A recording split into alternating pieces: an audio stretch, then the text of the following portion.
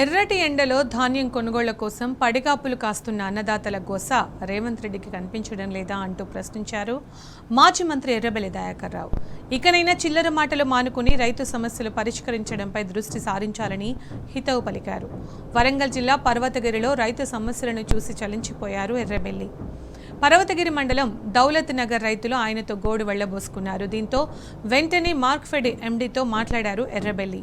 రైతు సమస్యలను తక్షణమే పరిష్కరించాలని ఆదేశించారు.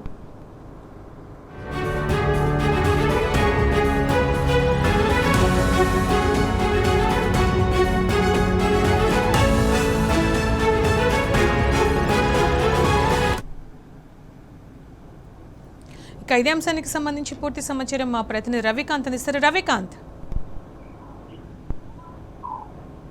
సునీత, ఇటు ధాన్యం కావచ్చు, అటు మొక్కలు కావచ్చు, పండించినటువంటి రైతులు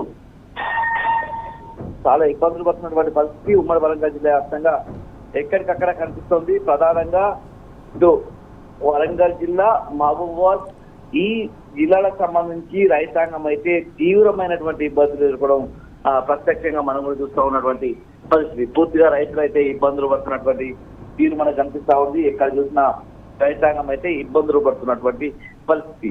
రైతులు తాము ఆరుగాలం పండించినటువంటి పంటను ఆరుగాలం కష్టించి, అంటే పంట వేసినప్పటి నుంచి మొదలుకొని ఆ యూరియా కోసం అయితేనేమి, నీళ్ల కోసం అయితేనేమి ఇబ్బందులు పడి వాళ్ళ పంట అమ్ముకునే విషయంలో కూడా అంతకంటే దారుణమైనటువంటి ఇబ్బందులు ఎదుర్కొంటున్నటువంటి తీరైతే మనకు స్పష్టంగా వరంగల్, మహబూబాబాద్ జిల్లాలో మనకు స్పష్టంగా కనిపిస్తా ఉంది. ఇటు జయశంకర్, భూపాలపల్లి జిల్లాలో అదే పరిస్థితిని, ములుగు, ఇటు మహబూబాబాద్ జిల్లాలో కూడా అదే పరిస్థితి కనిపిస్తా ఉంది. హన్మకొండ జిల్లాలో కూడా అదే పరిస్థితి మనకు కనిపిస్తా ఉంది. తీవ్రతరంగా మనం చెప్పాల్సి వస్తే వరంగల్, హన్మకొండ జిల్లాలో ఎక్కడికక్కడ మిల్లుల దగ్గర ధాన్యపు లోడ్లతో వెళ్ళినటువంటి లారీలు డీసీఎంలు కనిపిస్తా ఉన్నాయి.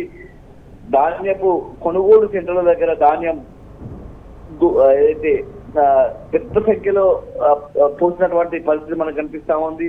మరోవైపు మొక్కజొన్న పంటను ఆరబోసి వాటిని అమ్ముకునే విషయంలో కల్లాల దగ్గర ఆరబోసి అవి కాంటాలు అయినప్పటికీ వాటిని అమ్ముకునే ఏదైతే వాటిని తరలించే విషయంలో డీసీఎంలో లారీలకు రైతులే డబ్బులు కట్టాల్సినటువంటి దుస్థితి కూడా మనకు స్పష్టంగా కనిపిస్తా ఉంది. మక్కల విషయంలో మక్కల రైతులు ధాన్యపు ఏదైతే